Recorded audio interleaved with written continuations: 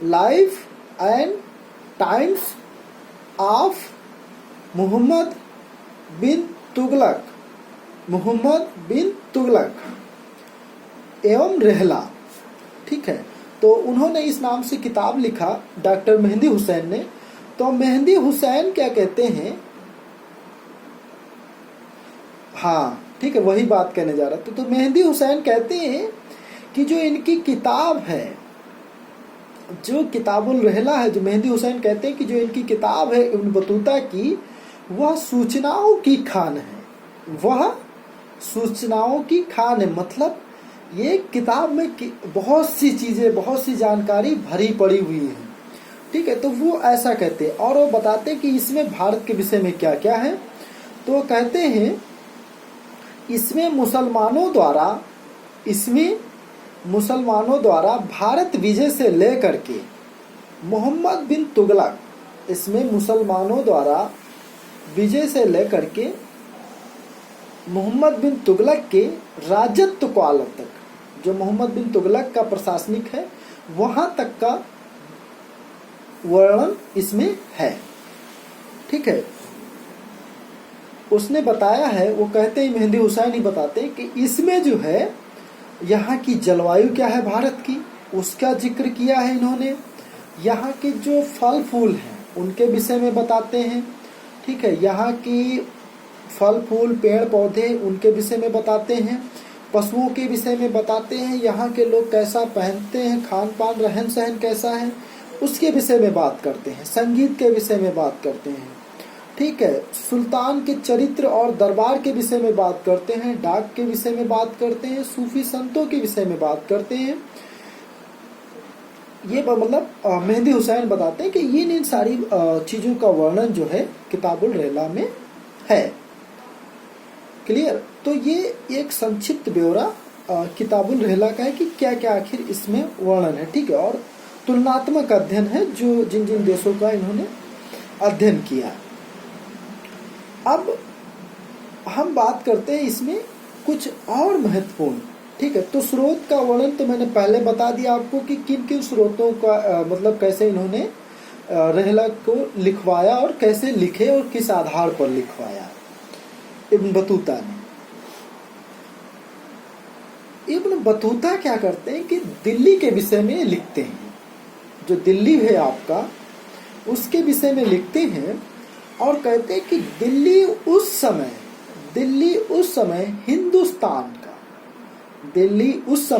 हिंदुस्तान का सबसे बड़ा शहर था। ठीक है, दिल्ली, ये कोटेशन याद रखिए आप लोग। दिल्ली उस समय हिंदुस्तान का सबसे बड़ा शहर था। ओके, और बताते हैं कि दिल्ली में उस समय 4 प्रमुख शहर थे, अर्थात दिल्ली उस समय 4 शहरों से मिलकर बनती थी। दिल्ली में उस समय 4 बड़े नगर थे या शहर थे, वो बताते हैं। ठीक है, वो कहते हैं दिल्ली में उस समय प्रमुख रूप से 4 शहर थे इब्न बतूता के समय, ना कि बाद के। क्योंकि जो बाद की बात है उसमें कहा जाता है कि जो दिल्ली है आपकी 7 शहर से मिलकर बनी। ठीक है, मतलब जो वर्तमान दिल्ली है उसमें मुगल काल में, मध्य काल में 7 शहरों का निर्माण हुआ। ठीक है, क्रमशः 1 2 ऐसे करके, जैसे कुतुब दिल्ली, फिर जो है आपका सीरी, फिर तुगलकाबाद, फिर जो है जहांपना, फिर हुमायूं ने बनवाया था। ठीक है, जो दीनपना, ठीक है, फिर शाहजहानाबाद, ऐसे 7 शहर दिल्ली में। ठीक है, उसी प्रकार से इब्न बतूता कहता है कि मोहम्मद बिन तुगलक के समय तक दिल्ली में 4 प्रमुख शहर थे। एक दिल्ली में प्राचीन शहर जो पुराना दिल्ली, दूसरा कहता है वो कि अलाउद्दीन खलजी ने जो सीरी बनवाया वह दिल्ली। ठीक है, उसके बाद जो तीसरा है गयासुद्दीन तुगलक, जो तुगलकाबाद का किला बनवाता है। ठीक है, उसको कहता है कि तुगलकाबाद दिल्ली। और उसके बाद जो मोहम्मद बिन तुगलक निर्माण करता है जहांपना, तो उसको बोलता है इस तरीके से, मतलब जहांपना दिल्ली। तो 4 शहर हैं दिल्ली में उस समय। ठीक, तो इनका वर्णन करता, हालांकि ज़्यादा है इससे पहले भी मैंने नाम भी गिनाया आपको, ठीक है। किलूगढ़ी जैसे छूट रहा है, ठीक है, तो वो भी दिल्ली में था। तो लेकिन उसकी बात इब्न बतूता नहीं करता है, क्लियर। ये कहता है कि जो दिल्ली है ये चारों दीवारों से घिरा हुआ है, ठीक है, ये जो चारों दीवारों से घिरा हुआ है दिल्ली। और एक महत्वपूर्ण जानकारी ये देता है, वो कहता है कि वो बताता है कि जब गयासुद्दीन तुगलक की मृत्यु होती है, वो बताता है कि जब गयासुद्दीन तुगलक की मृत्यु होती है तो जो अफगान, ठीक है, अफगान पे जो लकड़ी का महल बनवाया जाता है जिसमें गयासुद्दीन तुगलक जब आता है तो हाथी के गिरने से मृत्यु होती है, ठीक है। तो उसके लिए जो इब्न बतूता है वह कहता है कि इसके लिए मोहम्मद बिन तुगलक ही जिम्मेदार है, ठीक है। उसके लिए बोलता है कि मोहम्मद बिन ही तुगलक ही जिम्मेदार है। वो कहता है कि यदि बचाना चाहता तो गयासुद्दीन तुगलक बच सकता था, लेकिन जब वह उस महल में दब करके मरा गयासुद्दीन तुगलक, उस महल को बनवाया था, लकड़ी का महल है अफगानपुर में, ठीक है, दिल्ली के पास का इलाका है। तो कहता है कि उस महल में जब वो दब करके मरा गयासुद्दीन तुगलक, तो उसका जो वास्तुकार था, जो निर्माण करता था, वो अहमद अयाज नामक व्यक्ति ने किया था, ठीक है, नाम ध्यान रखिए, अहमद अयाज। तो उसने उसका निर्माण किया था। तो बताता है कि इसमें जो है इसके लिए जो मृत्यु हुई है गयासुद्दीन तुगलक के लिए, उसके लिए इब्न बतूता कहता है कि मोहम्मद बिन तुगलक ही जिम्मेदार है, क्योंकि उसको जब वो उसमें दब गया तो उन्होंने निकालने में देरी की और उसको बचाया नहीं, ठीक है। यदि बचाने का प्रयास करती तो वो बच सकता था, ठीक है। तो और उसके जैसे कि जियाउद्दीन बर्नी आपके हैं, तो जियाउद्दीन बर्नी कहते हैं कि वो एक आकस्मिक घटना थी, वो आकाशीय बिजली गिरने के कारण ऐसा हुआ, ठीक है। तो यही दिखाता है कि जब हमारे पास ज़्यादा स्रोत होते हैं तो हम दोनों को तुलना करके, दोनों को समकक्ष रख कर देख सकते हैं कि क्या सही हो सकता है। अगर एक ही प्रकार का स्रोत हमारे पास उपलब्ध, एक ही स्रोत उपलब्ध है, तो फिर हमारे पास उसके अलावा कोई दूसरा ऑप्शन नहीं होता मानने के लिए, ठीक है। तो इस तरीके से ये अलग, देखिए बर्नी क्या कहता है, इब्न बतूता क्या कहता है, दोनों अलग अलग विचार हुए, ठीक है। और एक महत्वपूर्ण बात कहते हैं ये इब्न बतूता, जब दिल्ली की बात करते हैं तो बताते हैं कि जो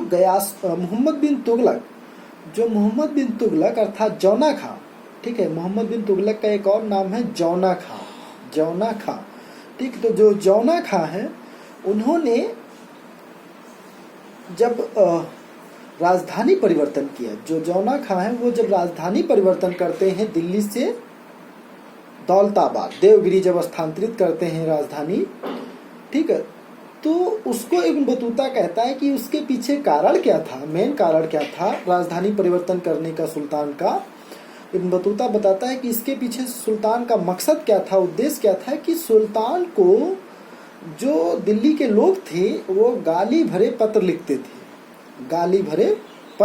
थे, ठीक है, जैसे आज भी आप लोग लिख देते हैं किसी को, ठीक है, लिख के चिट्ठी फेंक देते हैं किसी के घर में, ठीक है, कुछ लोग फेंक देते होंगे, हालांकि अभी तो मोबाइल से उल्टा सीधा मैसेज भेज देते हैं, तो पत्रों का पत्राचार कम हुआ है, ठीक है।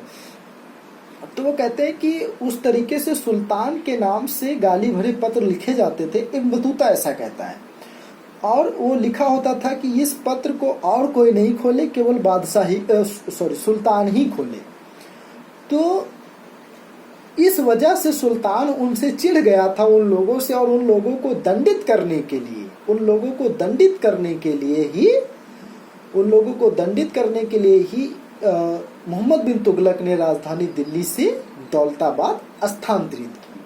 अब कहता है कि दिल्ली एक प्रकार से उजाड़ हो गई। वो और आगे कहता है इसमें कि दिल्ली उजाड़ हो गई थी, दिल्ली में उस समय कुछ नहीं बचा था, ठीक है, दिल्ली में उस समय कुछ नहीं बचा था। जब मोहम्मद बिन तुगलक ने तलाश करवाया कि ढूंढो कोई छुपा तो नहीं है, तो मात्र दो लोग मिले, एक अंधा और एक लंगड़ा व्यक्ति, एक अंधा व्यक्ति मिला और एक लंगड़ा व्यक्ति मिला। तो जो अंधा व्यक्ति था उसको हवा में फेंक दिया गया तो वो मर गया, ऐसा वो लिखते हैं इब्न बतूता। ठीक है, उसको हवा में फेंक दिया गया, वो मर गया। और जो अंधा व्यक्ति था, जो लंगड़ा व्यक्ति था, उसे हवा में फेंक दिया गया, वो मर गया। और जो अंधा व्यक्ति था उसको घसीटते हुए, उसको क्या किया, घसीटते हुए दौलताबाद तक लेके जाया गया, जहां पर वो कहता है कि उसके केवल पैर पहुंचे, बाकी शरीर नहीं, केवल उसके पैर ही पहुंचे थे। ठीक है, थोड़ा बढ़ा चढ़ा के भी लिखते हैं लोग। दिल्ली में,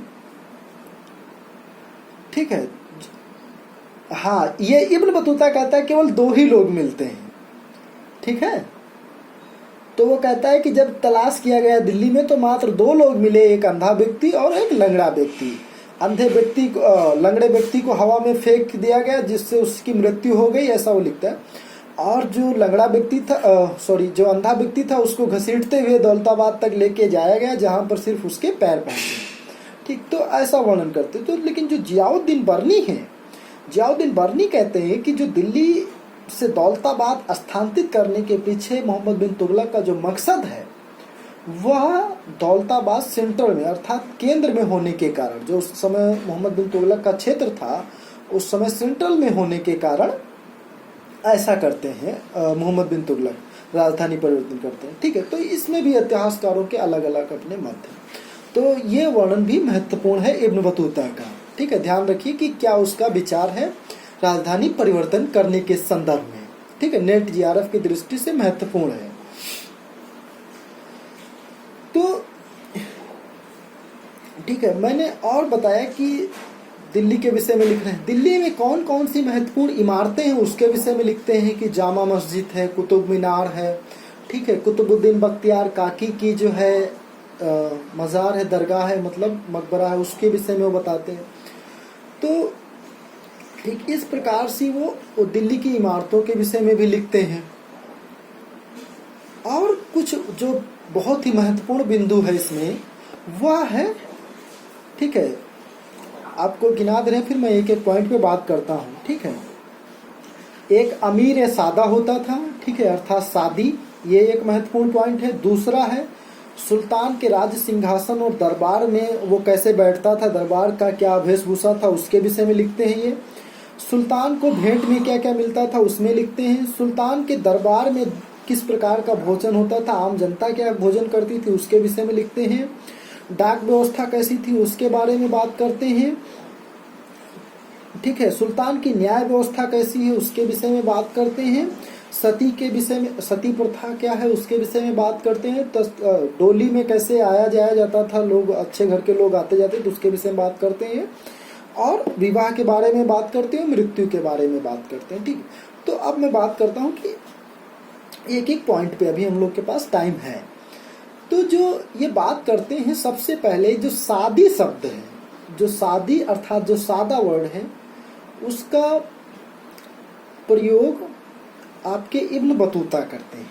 इब्न बतूता, ठीक है, जो 100 गांव होते थे उस समय, जो 100 गांव होते थे उस समय, उसका जो मुखिया होता था उसी को सादी कहते थे। ठीक है, जिसे चौधरी एक प्रकार से आप कहते हैं।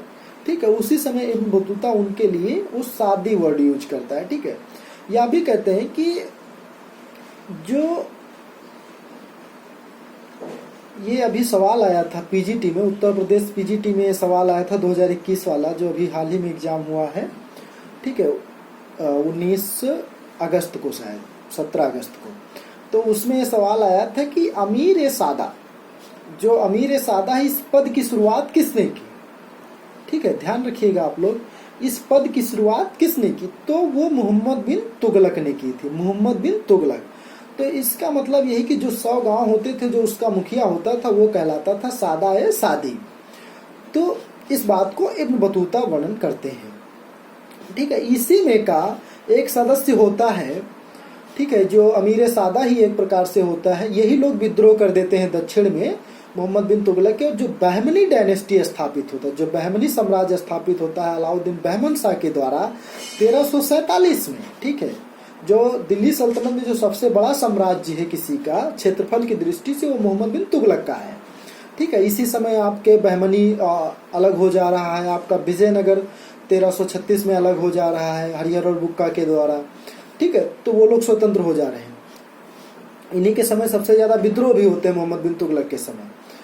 तो जो अलाउद्दीन बहमन शाह बहमनी की स्थापना करता है वो एक प्रकार से अमीर सादा ही था, ठीक। तो कंफ्यूज नहीं होइएगा कि उसने वो पद की शुरुआत किया, मतलब बहमन शाह ने शुरुआत किया, मोहम्मद बिन तुगलक ने अमीर सादा की जो पद है। तो इस संदर्भ में वो बात करते हैं। इसके बाद वो ये बताते हैं, इब्न बतूता और बताते हैं कि सुल्तान जब दरबार में बैठता था तो किस प्रकार से राज सिंहासन पे बैठता था, अगल बगल दो तकिए लगा करके, मतलब जैसे आप देखते हैं ना कि कोई पिक्चर में दिखाते हैं फिल्म में कि एक नायक है, खलनायक है और अगल बगल सोफा पे मतलब बैठता है कैसे तकियों के साथ में, ठीक है। या किसी जौहरी को आप देखिए, तो जब किसी जौहरी की दुकान पे जाएंगे तो दो तकिए मिल जाएंगे आपको, उसके बीच पे वो बैठा होगा बढ़िया आराम से सफ़ेद पोशाक पे। तो बताते हैं कि सफ़ेद चादर उस पर बिछाई होती थी और अगल बगल तकिए होते थे, उसी के बीच पे वो बैठता था। वो कहते हैं कि कुछ 13 की शायद 19 हाथी होते थे, जो इतने हाथी होते थे जो केवल सुल्तान के इस्तेमाल के लिए, तो जिन पर केवल सुल्तान ही सवारी करता था, ठीक है। तो इन हाथी, ऐसा वो बताते हैं। तो ऐसा वर्णन करते हैं इब्न बतूता, मतलब एक राज सिंहासन के बारे में, दरबार के बारे में। वो बताते हैं कि सुल्तान को जब कोई मिलने आता था, मोहम्मद बिन तुगलक से जब कोई मिलने आता था, तो उपहार स्वरूप, भेंट स्वरूप कुछ न कुछ ले करके जरूर आना होता था। जैसे कोई भी अमीर या कोई भी व्यक्ति मिलने आया सुल्तान से तो वो कुछ न कुछ लेके आता।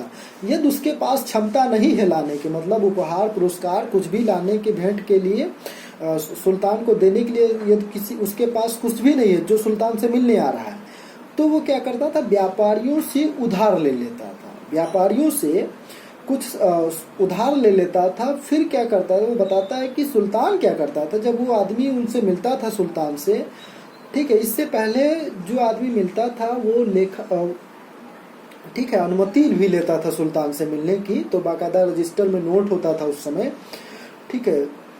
फिर जो है उसी के बाद ही जो है जब अनुमति मिलती थी, जब वो भेंट मतलब सुल्तान से जब वो मिलता था व्यक्ति, तो जब भेंट में सुल्तान को कुछ भी भेंट स्वरूप प्रदान करता, तो बदले में सुल्तान क्या करता था, उससे ज़्यादा जो है पारितोषिक उस व्यक्ति को देता था।